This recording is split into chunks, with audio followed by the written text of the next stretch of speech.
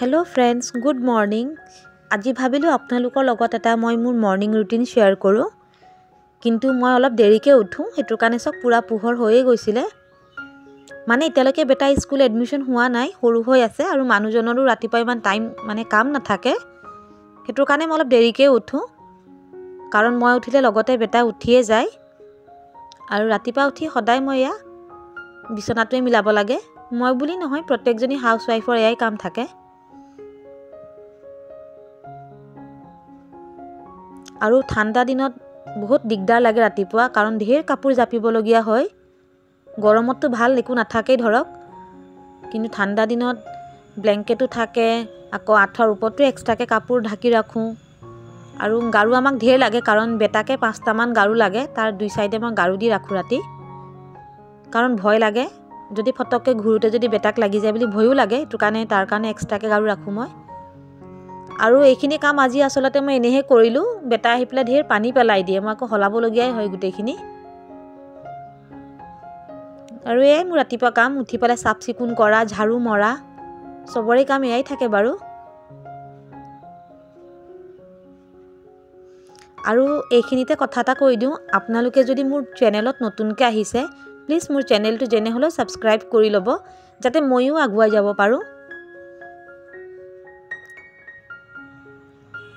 আৰু বেটাক এটা ললিপপ দি পেলাই কামত লাগি গৈছিলো নহলে বেটা আগে আগে আহি থাকে বহুত আৰু কিনো কৰিবহি মোৰ পিছে পিছে থাকে আৰু ৰতটো ধুনিয়া দিছিলে এটো কাৰণে ৰাতিপুৱাই হাজবেণ্ডে মেচিনত কাপোৰ ভৰাই গৈছিলে আজিকালি এনেও ৰাতিপুৱা 6টা লৈকে ৰতটো উলাই ধৰক আৰু আমাৰ কিচেনৰ অৱস্থাটো দেখিছে নহয় এটো বহুত পুৰণাৰ কিচেন হয় এতিয়া নহয় বহুত পুৰণা হয় ওয়াল বিলাকো একেবাৰে বেয়া হৈ গৈছে আৰু তলৰ পকাকাটাটো একেবাৰে ভাঙি গৈছে আৰু এটো এতিয়া আমিটো বনাব নোৱাৰো কাৰণ এটো আমাৰ মানে ভাড়া ঘৰ হয় তে মালিকে কৈছে বনাই দিম বুলি এপ্ৰিলত কি কৰে নাজানো কাৰণ এটো এতিয়া ৰিপেয়াৰ কৰিব পৰা হোৱা নাই গুটেটো ভাঙিব লাগিব অৱস্থা নাইকিয়া হৈ গৈছে গুটে কিচেনটো আৰু এনেকে অকমান ৰ'দ লও আগবেলা আমি দুটাই কমলা খাই আছিলো বহি পেলাই তাকো খাই আছিলো ময়ো খাই আছিলো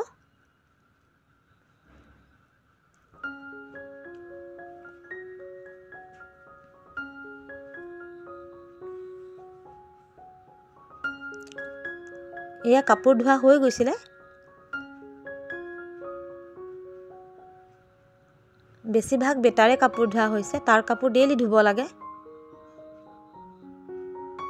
আৰু আমাৰ এই জায়গাকনত এই আগবেলা সময়কনে যি ৰ'দ থাকে পিছবেলা পা ৰ'দ নাথাকে গৰমৰ দিনত থাকে কিন্তু এতিয়া দিন কেটাত নাথাকে ধৰক লাহে লাহে অকমান দিঘলিয়াকে থাকা হৈছে কাৰণ এতিয়া দিন অকমান দিঘল হৈ আহিছে আৰু এনেও একেদিন ঢেৰ কাপোৰ ধোৱা হৈছে মোৰ সোয়েটাৰ কেটাটো 2-3 দিন লাগিয়ে যায় হুকাবলে সোয়েটাৰ নুহুকাই ফটককে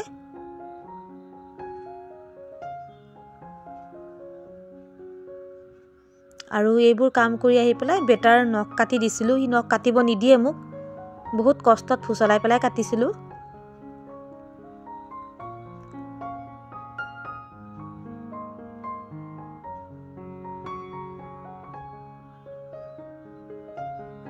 এতিয়া এখিনি হৈ গল হেতু কাৰণে মই মোৰ গা ধোৱা টাইমো হৈ গৈছিলে দেৰিয়ে হৈ গৈছিলে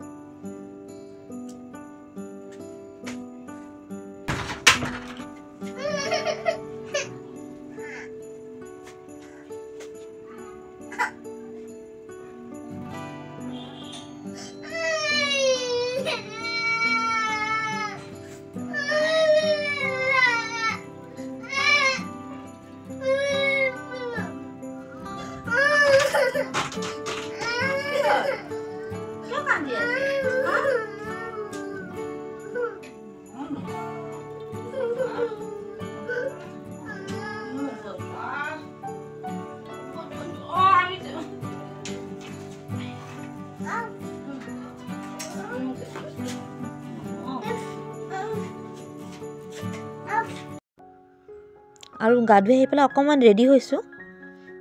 আৰু এনেকৈ বেটাক মই আচলতে এনেকৈ এৰি যাওঁ গা ধুবলৈ, কেতিয়াবা বাৰু নহয়, মানুহজন যদি ৰাতিপুৱা সোনকালে গুচি যায় মই তাক এনেকৈ অকলে ঘৰত এৰিবলগীয়া হয়। আৰু ওচৰতো মানুহ নাই, উপায়ো নাই মোৰ, কি কৰিম। ওচৰত আছে নথকা নহয়, কিন্তু চবৰে ধৰক স্কুল আছে বা চবৰে ল'ৰা ছোৱালী আছে, চব ব্যস্ত, কি কৰিম। আৰু মানুহজন আহি পাই গৈছিলে তেতিয়ালৈকে। গা ধুই পেলাই চাহকণ খাওঁ আৰু আজি মই তেনেকৈ একো নবনাওঁ, কাৰণ ৰাতিৰে আছিলে, মোৰ কামো অলপ কম আছিলে বাৰু ক'বলৈ গ'লে আজি। এতিয়া অকল বেটাৰ কাৰণে অকণমান খিচিৰি বনাবলৈ লৈছিলোঁ আৰু আমাৰ কাৰণে অকল ভাতহে বনাম, ৰাতিৰে মাংস আছে, তাইৰ লগতে খাম। সদায়তো বনাবলগীয়া হয়েই, কেতিয়াবা যদি অকণমান এনেকুৱা আৰাম পোৱা যায় ভালেই লাগে ধৰক।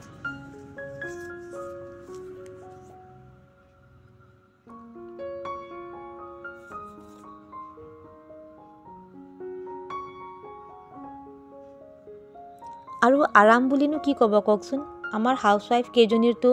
কি ক'ম, ঘৰততো কাম কেতিয়াও শেষ নহয়ে ধৰক, এটাৰ পিছত এটা কাম ওলাই থাকে। তাৰ মাজতে আকৌ ল'ৰা ছোৱালীকো চাব লাগে। বেটাক অকণমান লিভাৰৰ মেডিচিন খুৱাই দিছিলোঁ, সি খুব চিপছ খাবলৈ লৈছে, ভয়তে লিভাৰৰ মেডিচিন আনিছোঁ।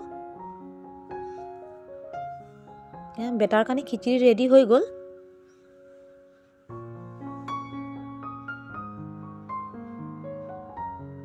বেটাক বহুত ফুচলাই পেলাই খুৱাব লাগে, মোবাইলটো দিব লাগে, আৰু তাৰ যদি ভাল নালাগে সি নাখায়েই।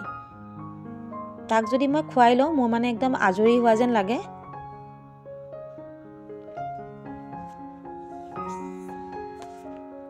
আৰু এইফালে মই সদায় চৰাইৰ কাৰণে বিস্কিট ৰাখি দিওঁ,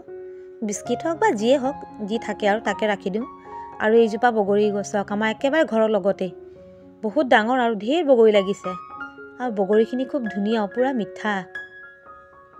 আৰু এয়া ৰাতিৰে মাংস, নাই বনোৱা একো মই আজি, জানেই আপোনালোকে। ভাত বাঢ়িলোঁ কাৰণ 2:30মান বাজি গৈছিলে।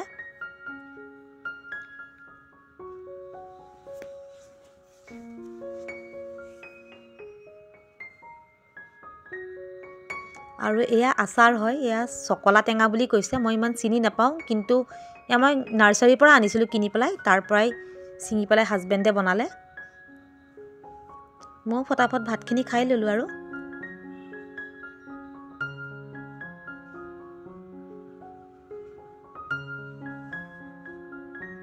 আৰু ভাত খাই পেলাই ডেইলি কাম মোৰ থাকে, এয়া ভাত খোৱা জেগাকণ মোচা,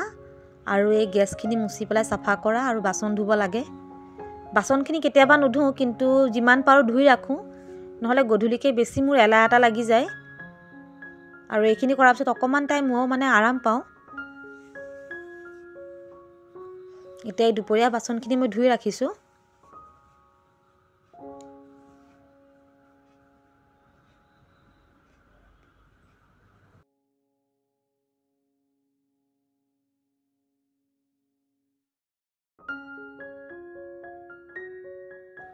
আৰু মই ইয়াত বগৰী ৰাখিছিলোঁ শুকাবৰ কাৰণে, এতিয়াতো ইয়াত ৰ'দ নাই, সেইটো কাৰণে ভিতৰতে লৈ যোৱা ভাল, পিছবেলাকে আমাৰ এনেও সেই চাইডে ৰ'দ নপৰে। আৰু এয়া বেটাকেইটা অলপ শুৱাই দিম, কাৰণ তাৰ এটা হেবিট আছে সদায় দিনত শুৱাৰ, তাক শুৱাই দিওঁ। আৰু আপোনালোকে যদি মোৰ ভিডিঅ'টো চাই পেলাই ভাল পাইছে, প্লিজ মোৰ ভিডিঅ'টো যেনে হ'লেও ছাবস্ক্ৰাইব কৰি ল'ব, মোৰ চেনেলটো যেনে হ'লেও ছাবস্ক্ৰাইব কৰিব, আৰু মোৰ ভিডিঅ'টোত যেনে হ'লেও লাইক এটা দিব আৰু কমেণ্ট দিব।